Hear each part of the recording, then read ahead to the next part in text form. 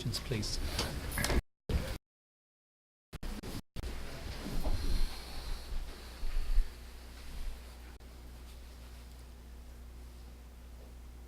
Thank you. I pledge allegiance to the flag of the United States of America and to the republic for which it stands, one nation, under God, indivisible, with liberty and justice for all.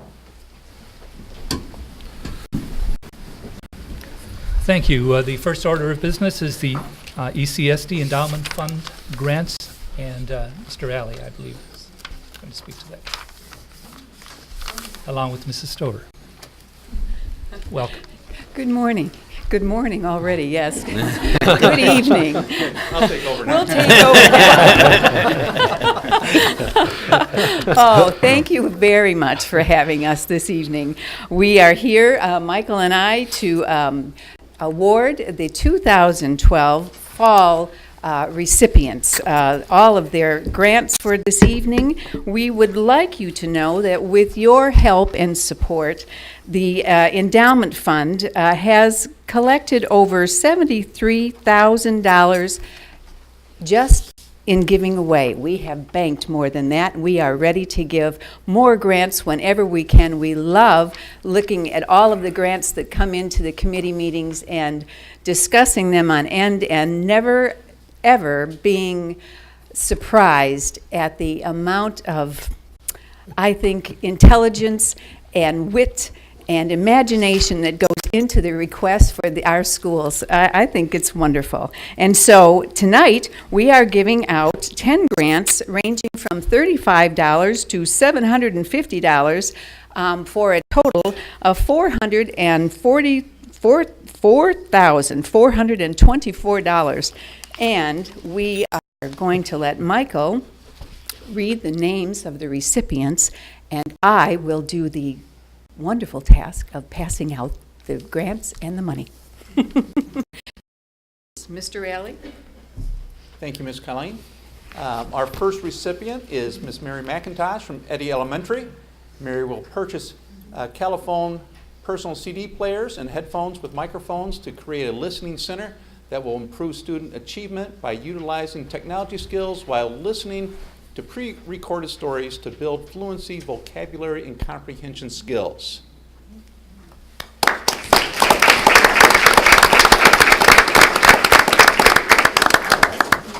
Second is Ms. Karen Alley from Gearing Elementary. Karen will purchase loft construction materials to construct a loft, creating a classroom environment that supports literacy. I can speak firsthand to the architectural and construction firm that was commissioned to build this loft. They were outstanding.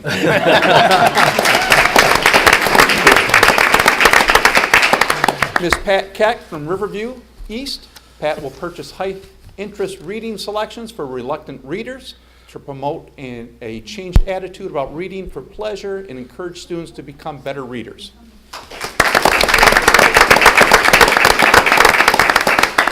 Ms. Heidi Lindstrom from Marine City Middle School.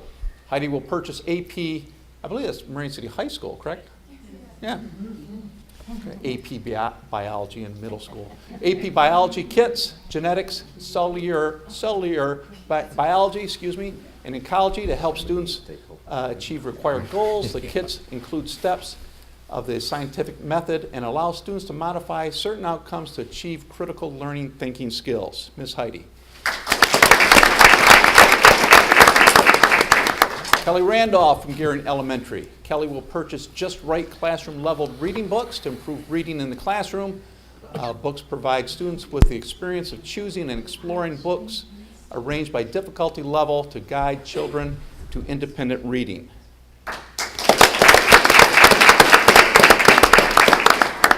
Ms. Christy Ellis from Marine City Middle School. You don't look like Ms. Ellis. Christina will purchase startup supplies to start a school store where students will learn responsibility and leadership skills.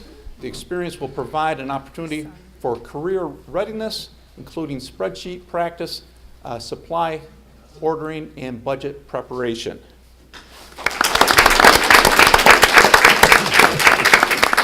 Patty Mason from Eddy Elementary PTO. Patty will create a school walking club to promote an activity, healthy lifestyle. Walking is fun, makes students feel happy, reduces stress, and is good for the soul. The grant will be awarded with the stipulation that club members attend the supporters' Chili Heart Run in February.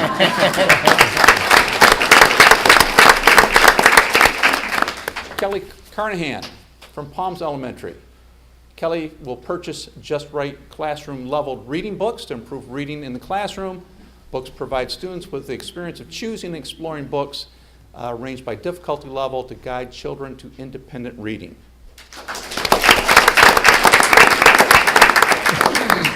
Ms. Carrie Estapa from St. Clair Middle School. Carrie will purchase a Kensington wireless remote presenter with laser pointer to free the teacher to move around the room during presentations, allowing for more proximity to students and encouraging students to focus. The teacher can view what students are writing, check for understanding, quick assistance, and correction with less disruption during a presentation. Megan Hargrove from Guerin Elementary. Megan will purchase occupational therapy equipment, including sensory tools that will help promote focus and organization for enhanced learning. Students will be more successful when participating in overall curriculum when utilizing effective sensory strategies.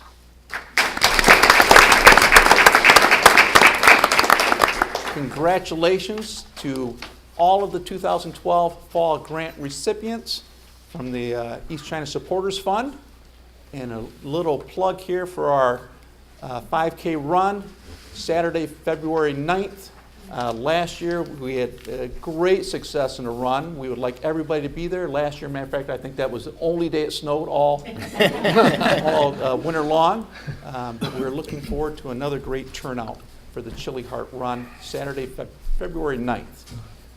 If you are interested in donating, make checks payable to the Community Foundation of St. Clair County, East China District Supporters Fund. And you can send that check here to Central Office, attention the Superintendent.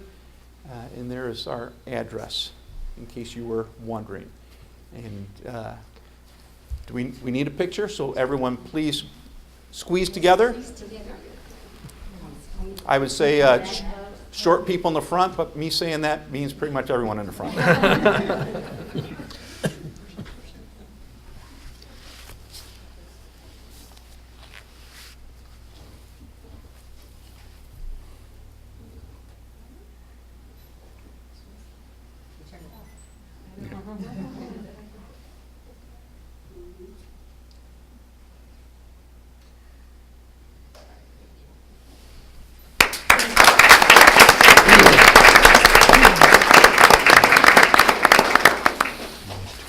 Thank you.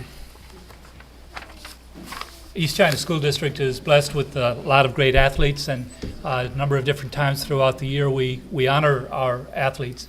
Tonight is no exception. Tonight we honor our Special Olympics athletes, and to help us do that, Mrs. Fitzmaurice. Thank you, and thank you for having us. We are recognizing our athletes that participated in our Special Olympic program at St. Clair High School for last year in the 2011-2012 school year. And first we did poly hockey. That is a gym hockey competition that we do. We have a tournament in Lansing in November, and our coaches are Bill McElworth, Sam Schweihopper, Sharon Lukasak, and myself. Bill and Sharon have been doing this with me for probably the last 12 years, and so I really appreciate it. Sharon is here behind me, and she helps me with everything I do, and I really appreciate it. So thank you, Sharon.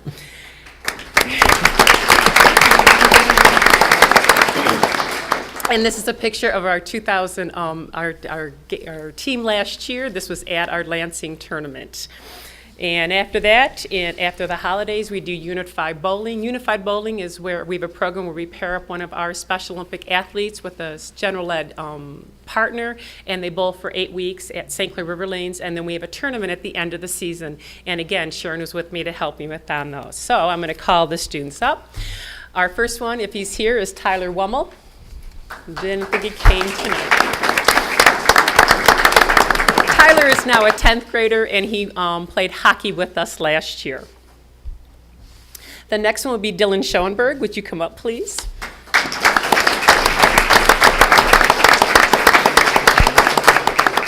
Dylan is a senior this year. He played hockey with us for 4 years, and he is bowling with us for 4 years. And his partner last year in bowling was Chloe Lewis. She is an alumni of St. Clair High School. She graduated last year. Our next athlete was Brandon Sosha. Brandon is not with us tonight. He is an alumni. He graduated from our program last year. Tonight he is busy playing hockey for another team. He went on to another hockey team after he graduated from our team, and they have a practice tonight getting ready for the tournament this weekend. And his partner is Joe Hartwig. Joe is a senior this year at St. Clair High School. Our next athlete is Skylin Pelka. Skylin, come on up. Skylin is a sophomore. She played both hockey and bowling with us last year. Her bowling partner was Dana Delore, who is a junior this year, and again, Skylin is a sophomore.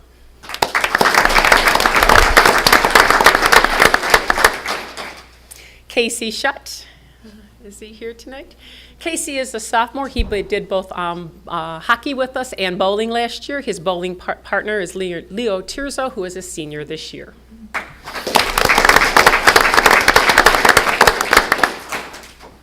Lucas Burton, can you come up to the front, please? Lucas is a sophomore. He did both hockey and bowling with us last year. His bowling partner was Shelby Measle. She is now an alumni. She was a senior last year and graduated.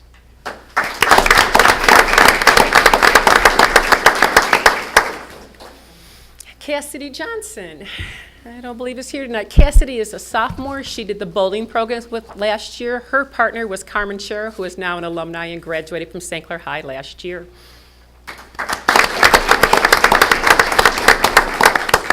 Anaje Jones. Anaje is a junior. He did both hockey and bowling with us last year. His bowling partner is Nicole Chauvin. She is a senior this year.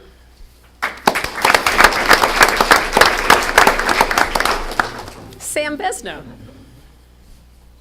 Sam is a sophomore this year. He did both bowling and hockey with us last year. With bowling, his partner was Monica Matthews, who's a junior this year.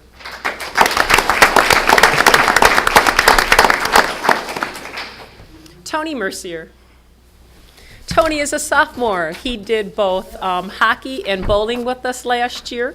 His bowling partner was Ashley Ritter, who is an alumni. She graduated last year. Tony is our goalie in hockey.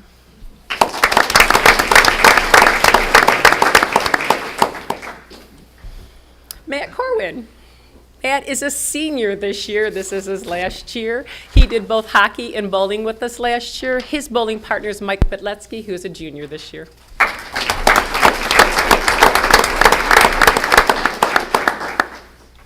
Cassie Trombley. I don't think Cassie's here. Cassie is a junior this year. She did bowling with us. Her bowling partner was Ashley Suda, who was a senior last year and now an alumni.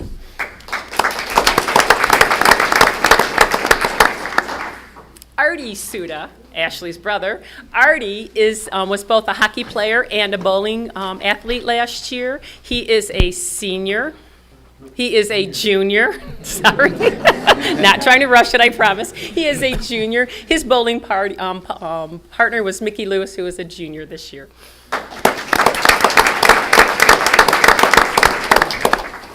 And Rachel Cook. Rachel is a senior this year. Rachel did both hockey and bowling with us last year. Her partner was Morgan Schweihofer, who is an alumni and graduated from St. Clair High last year. All right. Our athletes, stay right there for a second. I have a brief video I want to show everyone, and then we'll say congratulations. Mr. Schweihofer, who's one of the special ed teachers at St. Clair High, used some of our classroom iPads to videotape the kids talking about how what they liked best about Special Olympics. So I have a quick video showing some of the students. Lucas, what was your favorite part about Special Olympics? My favorite part of Special Olympics is hockey because I hit the puck. All right, thank you very much. Cassidy, what was your favorite part about Special Olympics? The bowling competitions at the end of the year. All right, thank you. Tyler, what was your favorite part about Special Olympics last year? Playing hockey, and I scored a lot of goals. All right, awesome, thank you. Sam, what was your favorite part about Special Olympics? Going to Lansing, How come? spending the night in a hotel. All right, awesome, thank you very much, Sam. Casey, what was your favorite part about Special Olympics? staying at a hotel, eating pizza, and hanging out with my friends from other teams and my team. Awesome, Casey. Thank you very much. You're welcome. Skyland, what was your favorite part about Special Olympics? My favorite part was scoring my first goal. All right, awesome. Thank you very much. Tony, what is your favorite part about Special Olympics? It's hockey because I never got to play hockey before. All right, thank you very much, Tony. Najee, what is your favorite part about Special Olympics? That we get to meet and play with other kids from our school. All right, thank you. Cassie, what is your favorite part about Special Olympics? Going bowling How come? because I like to get strikes and usually I get gutters, but it's not fun to get gutters. And You like meeting your partner? yeah, and we have a lot of fun. All right, well, thank you very much, Cass. Artie, what is your favorite part about Special Olympics? Hockey, How come? because I never played before. All right, because you never played before. Thank you, Artie.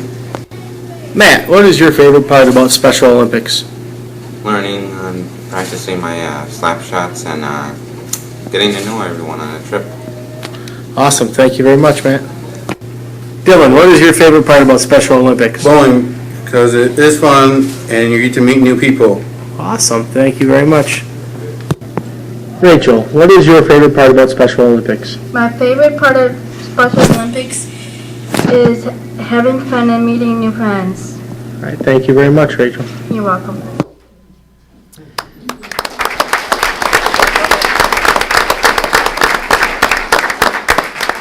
So our next tournament is this coming weekend. We are going to Lansing once again to go for the gold. So wish us luck. Congratulations, our St. Clair High School Special Olympics team.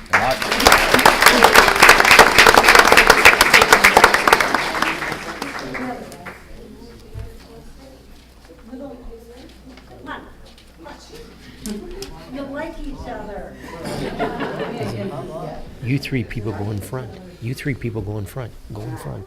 There you go. Go in front. There you go.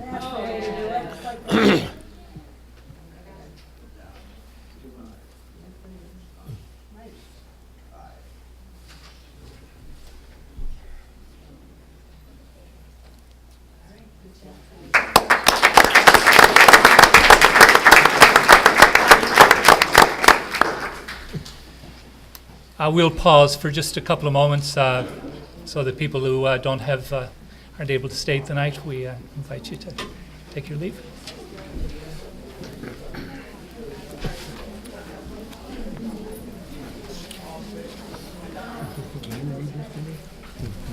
Sure.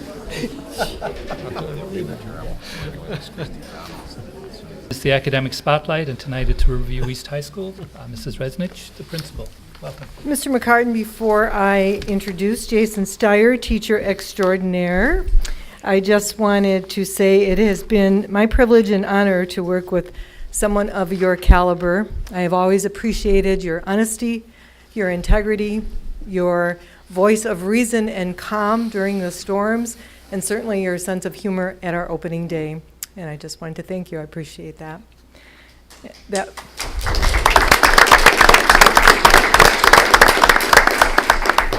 That being said, Jason Steyer, who is going to show you our transition to our new surroundings at the Michigan, geez, I need to go home, at the Marine City High School, Middle School complex.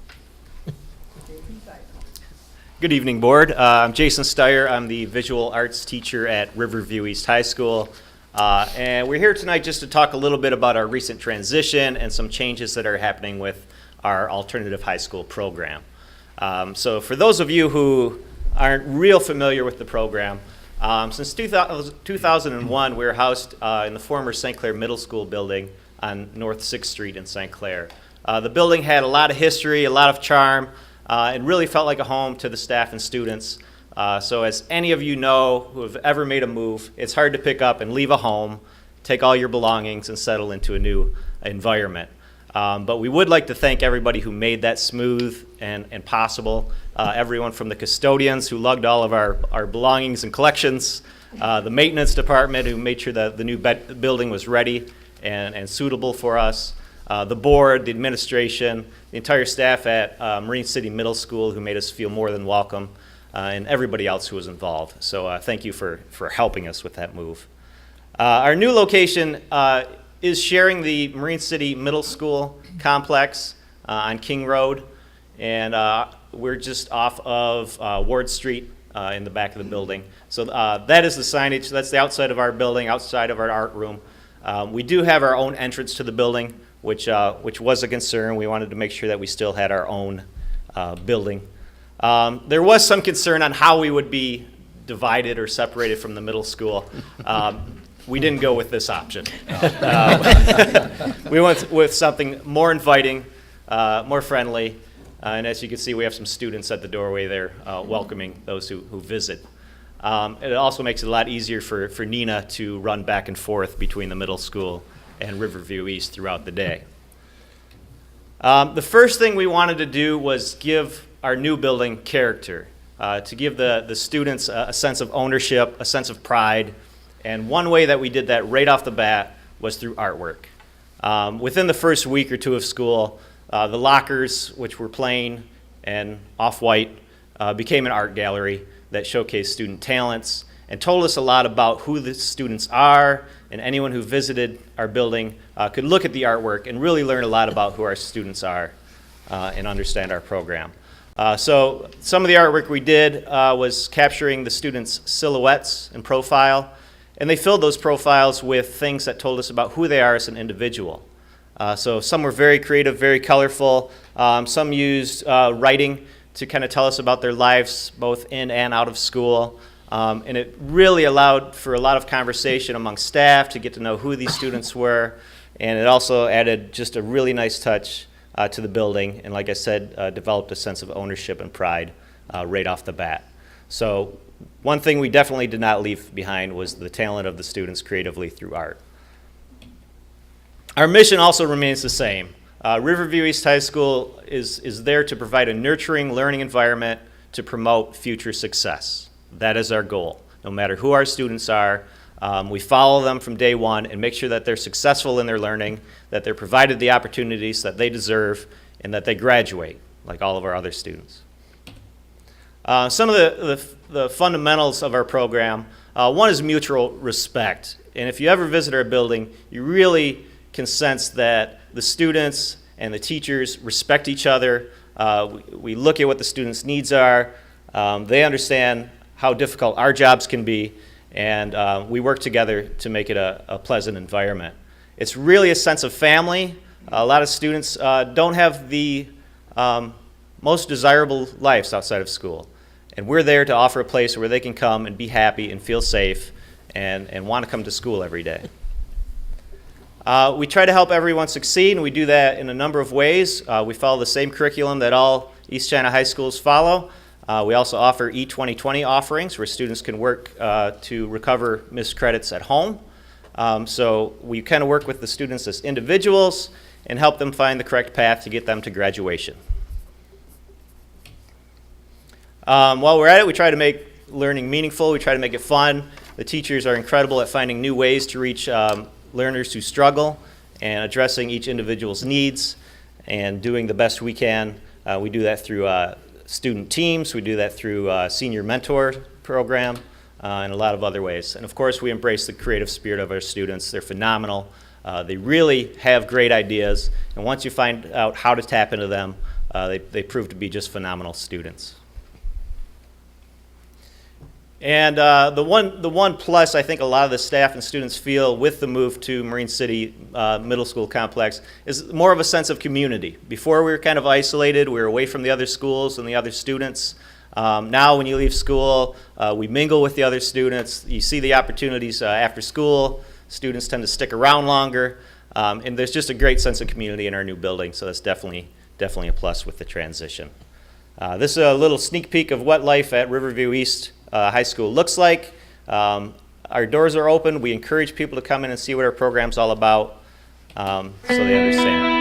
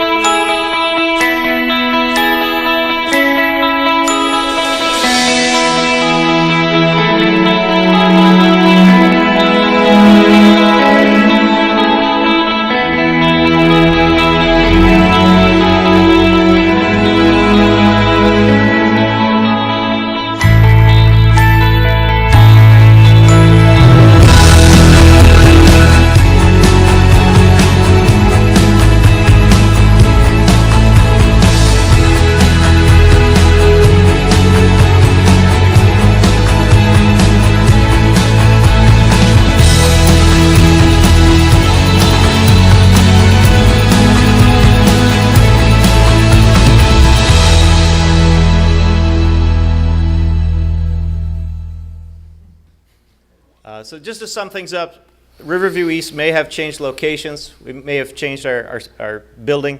But we still brought with us that sense of home, that sense of a safe and secure environment for students to come every day, to have someone who cares about them and cares about their education and makes sure that they're successful, not only in their high school career, but in the rest of their lives.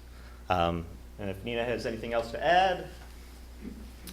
No, we did incorporate the E2020 program, virtual classes for kids to have that option of doing some of their work at home. And that we're coming to the end of our trimester, so we'll see how successful that has been. It's interesting to see the kids who can work independently as opposed to the students who need to be in that classroom. And we would keep track of them, and when we saw that they were not on target for completion, we'd make them come in and not be at home doing their work. They had that option as well, but they had to come in. So it was kind of letting them on their own, but reeling them in when we saw that they were not staying on target. So it'll be interesting to see at the end of our trimester how many were successful at that. But it has been a nice transition. We have enjoyed being around the community. I think it's been valuable for all of us, the students, the staff, and certainly been an experience for us. So, and it's been very positive so far. Any questions? Questions? Mr. Bieber? Could you just make sure that the board gets a report when your trimester ends as to how that 2020 program went? If it's a good one, I will. Yeah. Yes, I will. The success rate of that program would be positive? Thank you. Sounds Mr. good. Folsky? What's your enrollment at, right, roughly? It was 119. 119? Mhm. Okay, thank you. Other questions? Anything else? I just also want to acknowledge what a wonderful program that is, and I think of all of the events that we as board members have the privilege of being at, I would say that the graduation at Riverview East is right on the top of that list. The stories that, as you pointed out, Jason, that go with those young people who have really earned a high school diploma at that point. It's really very touching to think we have 119 students who might not be in school if it were not for Riverview East. Congratulations to the staff. It's a great building to visit, and hopefully we'll keep doing that. Thank you. I'm sorry, Mr. McNamee. There was, as you well know, there was a lot of consternation about the move, and as I understand it, there still is quite a bit. So from what I understand from your presentation, it's gone well for your students in terms of community, and you're happy with your environment. Yes, You like they it. have I been. also understand, however, that the realities are that there are a lot of people who don't like it and are still not happy with it. So the concept, at least, although I fully support it, I have to say to you that there may come a time when we're going to have to make some other arrangements in the future, and I'm sure that the good staff here will work with those people and make it a successful transition no matter where it is. That's exactly right, and what we tried to tell the kids is we are Riverview East no matter where we are. Yes, So. I understand that. Thank you. Thank you. Other questions, comments? Hearing none, thank you both for being here. Appreciate it. Good job.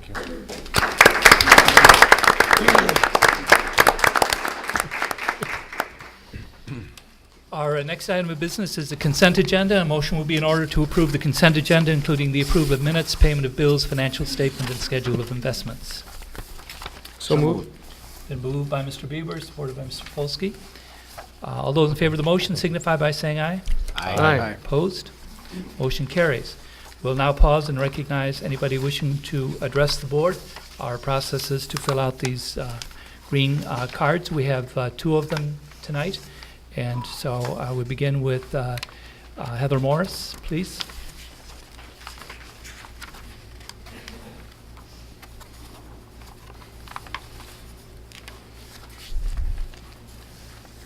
Good evening. I'm here to address the busing situation with the athletics down at the south end. We are East China School District. It's equal. It's not the north end. It's not the south end. Our swim team went to MAC, not this past weekend, but the weekend before. I understand all the funding. There's so much funding for the busing, and the coaches get to pick where they want to go and for what they want to pay for. However, when there's a district event or a MAC or a state event, and if St. Clair is going, I honestly believe, out of respect for the school, for the kids, and we are a school district, we're not divided, that the Marine City or the St. Clair should get a ride with one or the other. As a parent, and I'm pulling into Lance Cruise North for the MAC division swim meet, and I'd have to take my kid because there's no funding for busing, and I'm pulling into Lance Cruise North, and I see an East China School District bus sitting in the parking lot. I have to explain to my kid why St. Clair got a bus and our kids didn't. Broke my heart. Especially when the St. Clair bus, when we took our kids to the ice cream, I don't even remember the name of it, it's down in Chesterfield, an ice cream parlor, and the St. Clair, after the meet, and the St. Clair bus rolls in as we're treating our kids for ice cream, and the St. Clair kids get out. One of our students said, our swimmers actually came up to the parents and said, we weren't good enough. It shouldn't be that way. It's equal. They're not good enough, Mr. Bewert, to ride the bus because St. Clair got a bus and we had to take our parent, and the parents had to take us. So, you can roll your eyes, do whatever you want, but the fact remains, if it's a MAC event or a district, and if there's enough room on that bus, and whatever end has the funds, that other end that doesn't have the funds should get a ride with the with the end that does have the funds. Fair is fair. You want to treat us as an equal district, then show it. Actions speak way louder than words. I'm tired of it. Thank you, Mrs. Morris. I'm sorry, Mr. McCartan. Do we know about this? No. Okay. This is the first time I've ever heard about it, so. We'll ask the Mrs. Knuth to report back to us.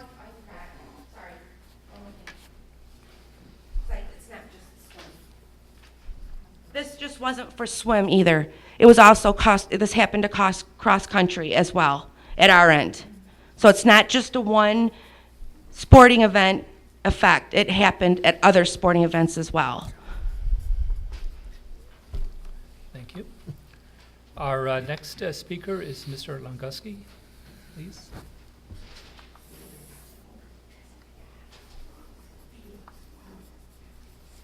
Now, do I have to announce? I'm Eric Longuski, or is that taken care of? Eric Longuski, 5030 White Pine Drive. Mrs. Knuth, President McCartan, members of the board. Mr. McCartan, I'm not quite the speaker you are, so I have to have my cheater here so I don't make too many mistakes. First of all, I'd like to say that I'm speaking for myself and myself only. Okay? I represent different groups of the school, but I'm here just because of me. Today, I feel, over the several years I've been in the district, I've only spoken to the board a couple times. Today is one of the days that I think that I must say something.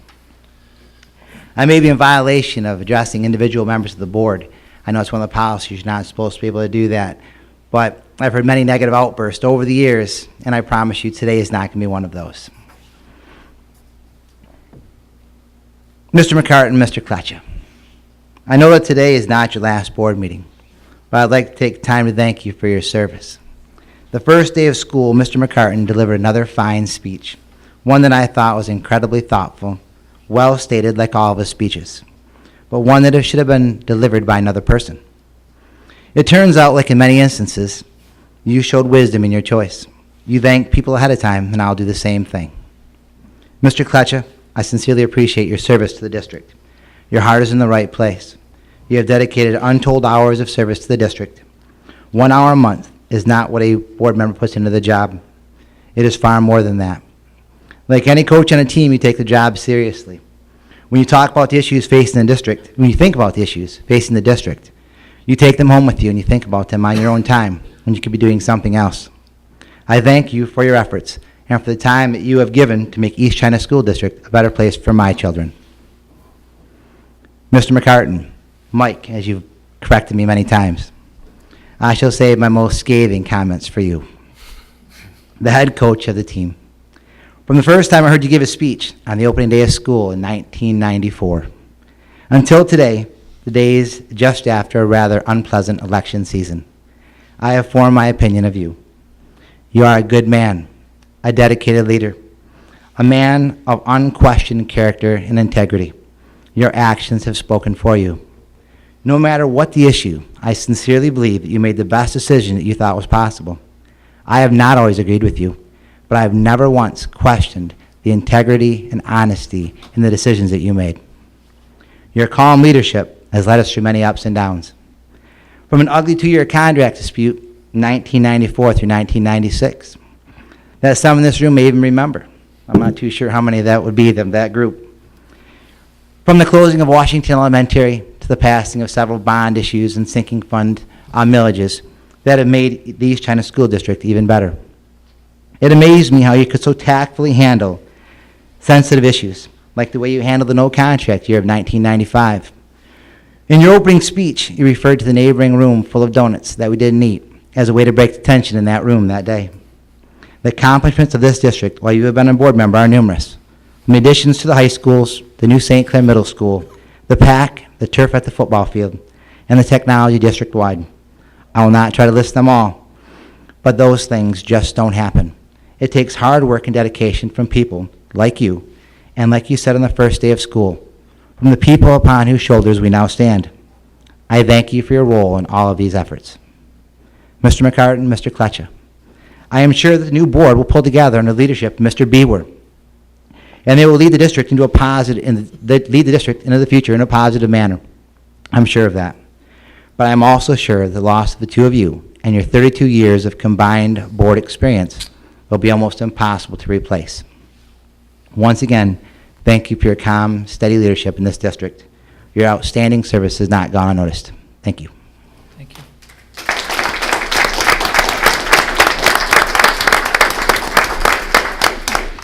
Our next item is Superintendent's Report. Mrs. Knuth. Thank you.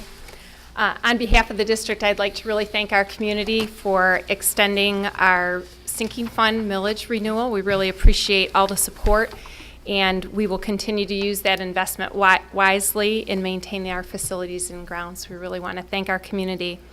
Congratulations to our new board members who will join the board in January of 2013. Re-elected to the board is Jim Bewer, and newly elected to the board are Jeannie Frank and Amy Murphy. We look forward to working together to help guide the district and for the betterment of our students. We're currently working on the revised budget for the 12-13 year, and we'll have that ready for the board in December as per our usual schedule. This is the revision that is done every year. Our business office staff puts in the actual enrollment, the actual staff in each position, and all of the updated information as the original budget comes before the board in the spring before some of those things are known. So this budget will reflect the actual program, people, supplies planned for the 12-13 school year. Congratulations to all of our sports teams. We did have a very successful fall. We're very proud of our teams, our coaches, and our athletes. As a special note, the 4th team state championship in East China School District history was won on November 3rd. By our St. Clair High School boys cross-country team. So congratulations to the team and Coach John Davidson. Tuesday, November 6th was a full professional development day for our teachers. The focus was on technology. There were over 47 different trainings going on for our staff, including Web 2.0 to engage students, to creating websites, to using Google tools for teaching and learning. Teachers definitely increased their skill set on that day, and we're looking forward to them using those with students and preparing them for the 21st century. Parent-teacher conferences for our elementary and middle school are coming up on November 19th and 20th, so those are half days for elementary and middle school students only. As you're aware, we had our high school conferences earlier in October and are still getting great comments from parents about how timely those were as far as working with students. We're hopeful that all of our elementary and middle school parents will take the opportunity to go meet with our teachers and talk about their students' progress. And we generally are in the high 80 percentile with our middle schools and in the high 90 percentile with our elementary parents in their participation. So we're hoping for that as well. There will be an online survey at the elementary and middle school parent-teacher conferences, as we did at the high school. So we really appreciate parents if they would just take about 5 minutes to fill that survey out. We collect a lot of information, and it's very valuable for future planning.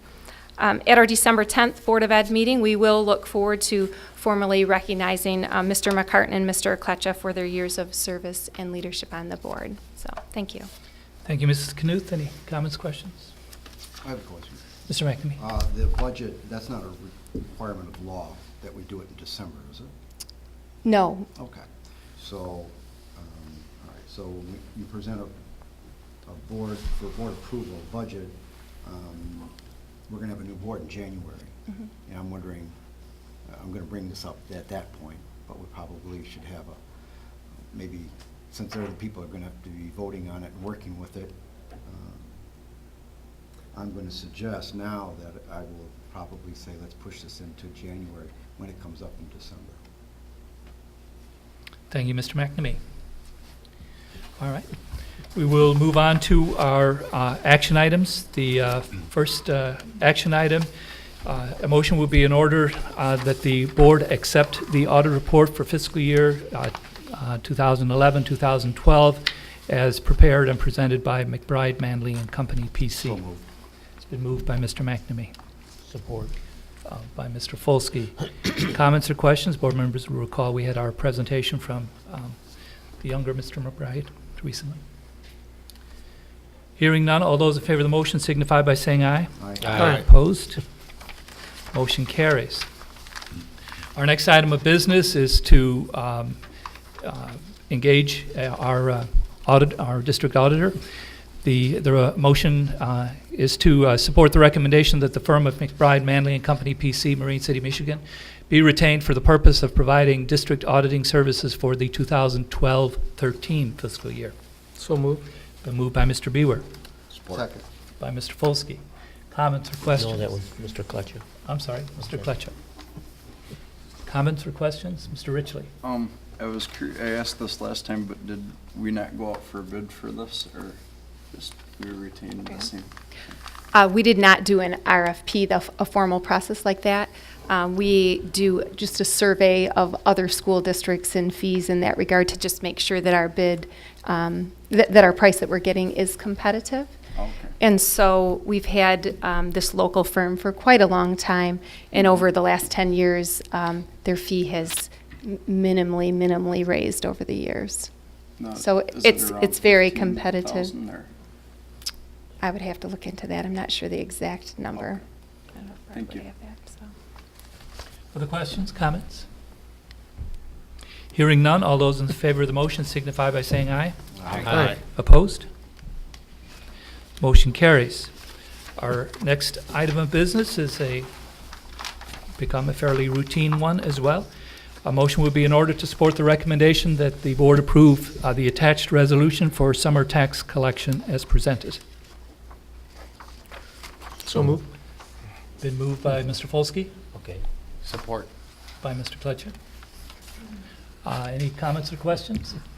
Mr. Richley? Just one comment that this is not, I do this every year, it's not a tax increase, but so people understand that it's just something that, when they're collected, so. Other questions or comments? Hearing none, all those in favor signify by saying aye. Aye. Opposed, like sign. All right, moving on to next item.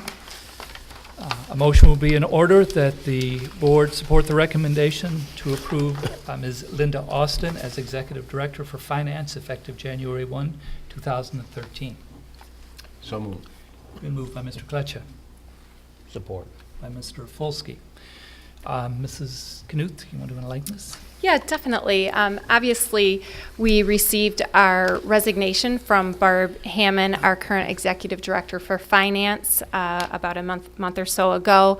And obviously, she's led that office for nearly 10 years, and very thankful for her leadership. We posted that position, collected applications, and followed our normal hiring process with a couple of rounds of interviews and reference checking.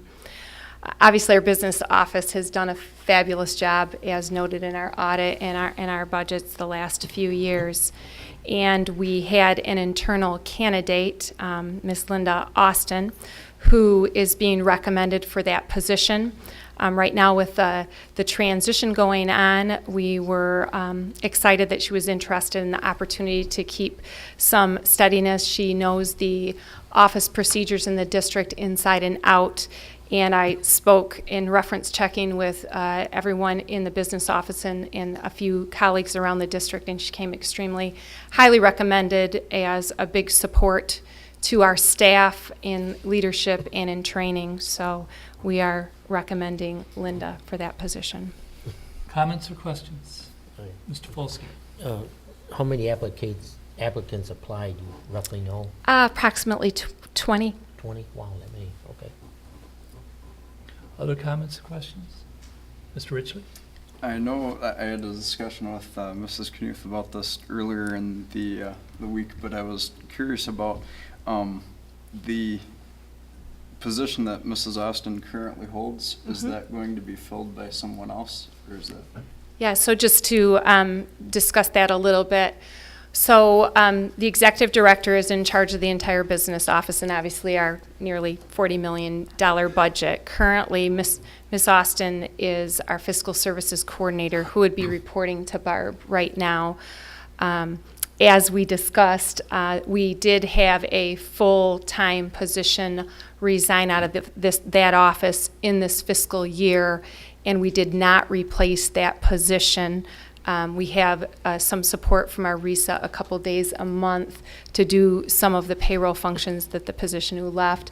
So we are maxing out right now on our staff there and feel like we are already under the budget for that staff and that department, and definitely we'll look at flattening out that structure when we move forward. But her position will be filled in a different way because we just reduced that staff.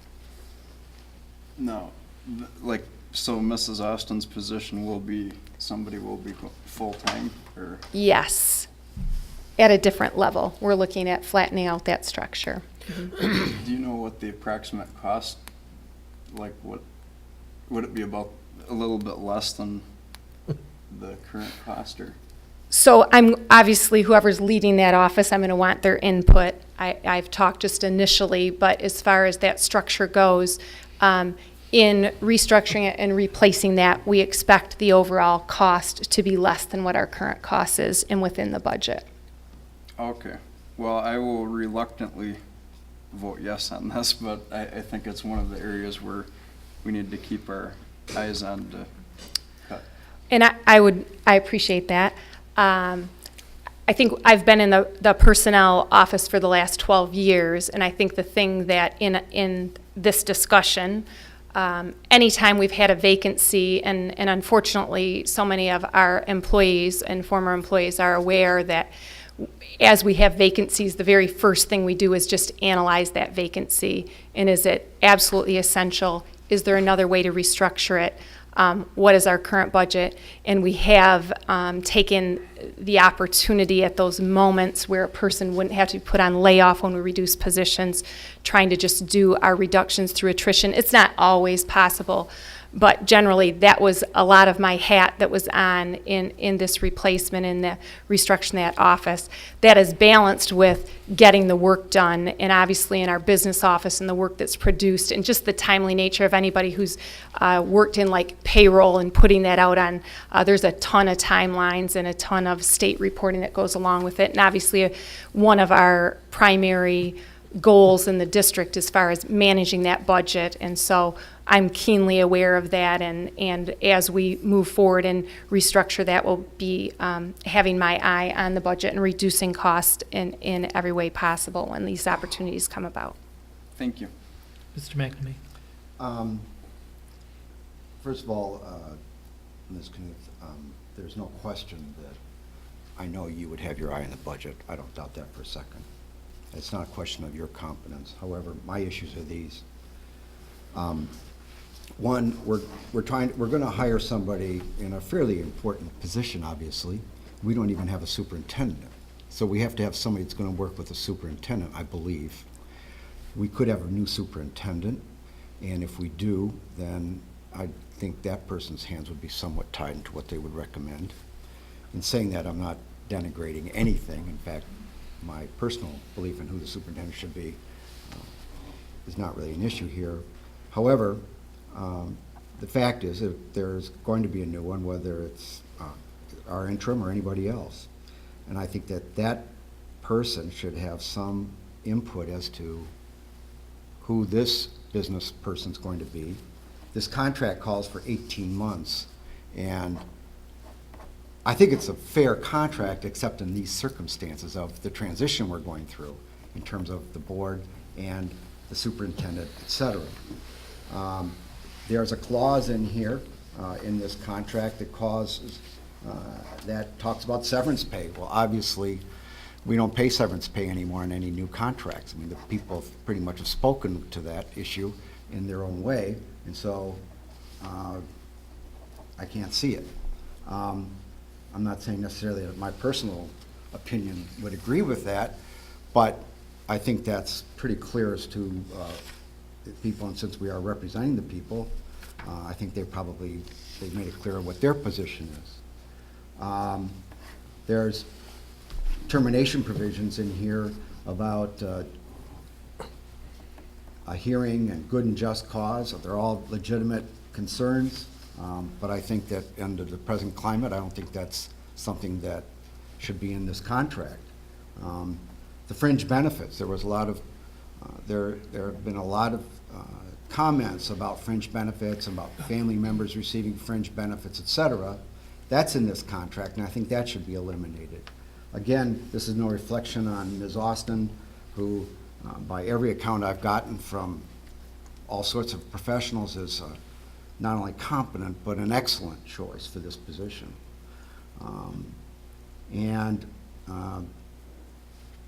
Then there has been, even in fact, when we appointed, there's no hours in here.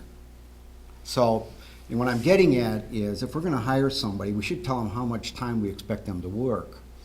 And to simply, for example, when we appointed our interim, an objection was raised about the interim superintendent because they could just combine that with the office of personnel, et cetera.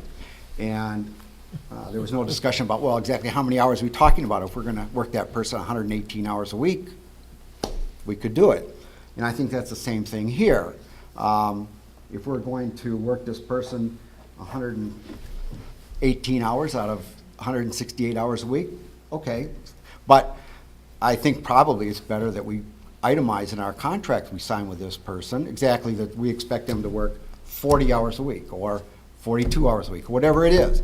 And then whenever they do after that, they're on their own.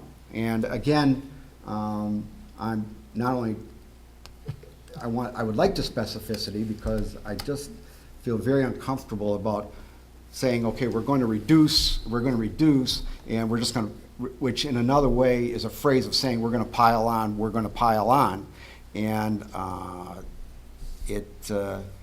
when we start piling on the work, the quality has to go down. It does in every single profession.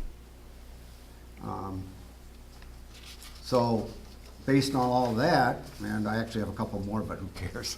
I'm going to oppose this at this time. I'm not saying in January or February I wouldn't support this, but I would, but I'm not going to support it today. I would like to amend the motion to postpone this until the January meeting. There's an amendment to the motion made by Mr. Richley. Is there support for that? I'll support it. I think it's important that we get the superintendent in line first and then go from there. Can I make a comment? I think Mr. McNamee made a couple good points. Mrs. Knut? Obviously, all the detail, I appreciate the feedback. I think the challenge, which I recognize we're in transition, trust me, I'm feeling it if anyone is. Barb's last day is December 31st, leading the business office. It's one of the most important offices we have. that is my greatest concern. I think some of the items raised certainly can be worked on. But as far as the job going forward, one thing, with all due respect to current board members and future board members, I think I've been put in the spot, and you can decide and direct me in that regard, to lead the interim. Putting someone internally in the interim, at least in my mind, is for the steadiness of the organization, some leadership, some focus on our mission and keeping the operations of the district running smoothly during this transition. My estimation would be that would cause a big bump in the daily operations without having a smooth transition.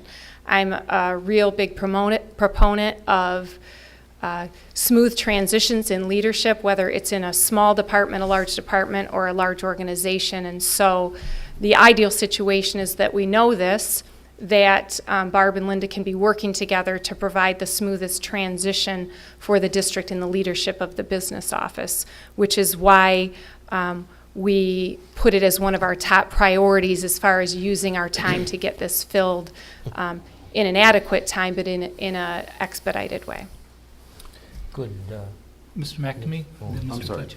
Well, I was going to say, I understand, I probably agree with a lot of what you said, but the problem I have is that we're essentially going to put somebody in a spot, and then we're going to have a new board, and then I think that person could well be under a myriad of criticisms and attacks for things, and then the new superintendent, who doesn't have any control over who that person is for 18 months, is also going to be stuck with that type of reaction, and I just think that's a very unhealthy situation for our school district at this point.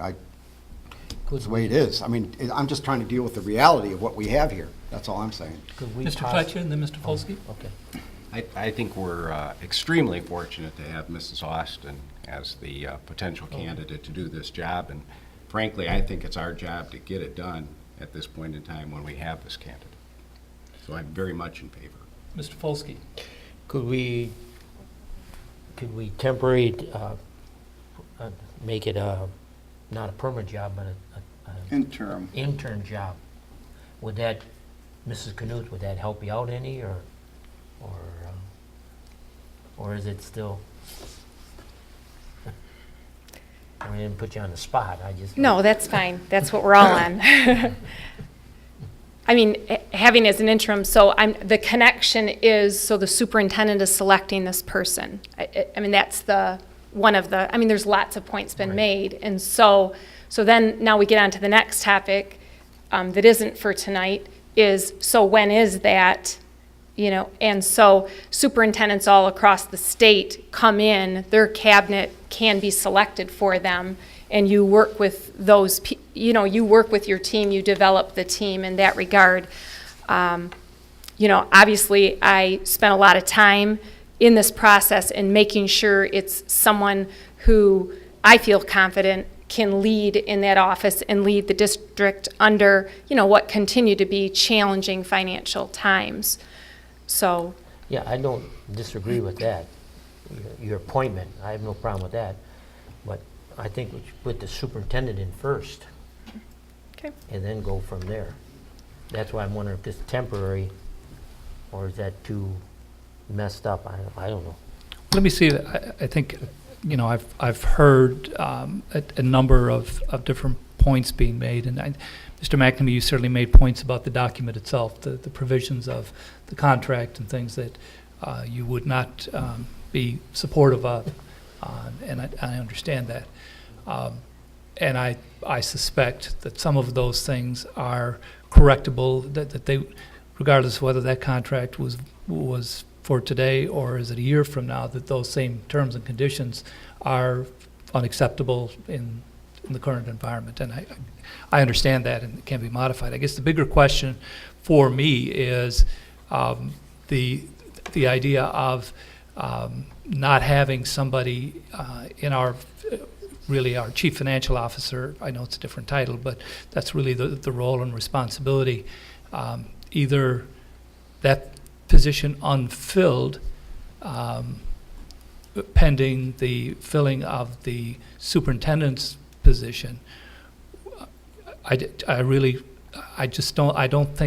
think that's less healthy than some of the other things that have been raised. I think we have a responsibility to fill that chief financial officer role, with the best candidate we have. Now, whether or not an 18-month contract is too long, or a tag of, interim, I mean, frankly, it's probably an at-will contract anyway. I'm not positive, but it just seems to me that our primary responsibility is to fill the position based on the recommendation that's been made. I think beyond that, the process of what the relationship is at that point between the board and that particular candidate probably can be worked out. I could see us deferring to the next meeting to work on some of the language things and vote at that point. I just do not think that leaving this district without a chief financial officer for any period of time, and potentially for months, is not a good position to be in. So I think we have a responsibility to make a decision. We have a process that the district followed in posting and recommending. I think we should honor that process. And if we have to change the document that puts that in place, so be it. I don't have a problem with that, but I don't think we can wait beyond the next meeting. For example, Mrs. Hammond leaves December 31st.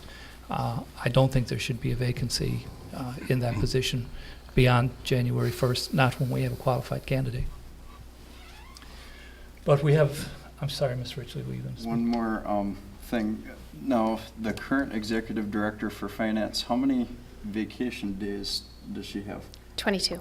Because we say that we can't go without a finance director for a day or whatever, but 22 days of the year we go without one, so I think.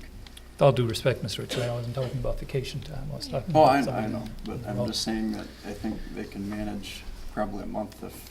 Can I speak? Sure. My only, Go ahead, Mr. what's before us today, as I was presented, is a contract to sign or to Understood. vote on. And so my points are that it's the contract that I'm presented with that's on our agenda, and I'm saying I can't. That's all I'm saying. Understood. And I agree with many of your points, sir. I guess my question back to you is, if the language in the contract were modified, at that point would... Yeah, I guess it would depend on the modifications. Okay. I hate to say that, but right. that's... Understood. It's not a... It's... Yeah, okay. Mrs. Knuth? Okay. We have a motion on the floor, and an amended motion, and I, honest to God, don't remember the amendment. So. I actually amended it until the January meeting, but we can do it to the December one if you want me to make. Well, it's your amendment. Okay. So. I'll amend the amendment to postpone this until the next meeting. Thank you. So we have a motion and amendment. All those in favor say aye. Aye. Aye. Opposed? Aye. Motion carries. So if we could prevail, actually, Mr. McNamee, on your wisdom, I think many of the things you said make a lot of sense to me. Could you share some of that thinking? I appreciate the opportunity, but I'll pass. Thank you, sir. All right. Our next item is the board calendar, and that is before you. And with nothing further to discuss, we stand adjourned.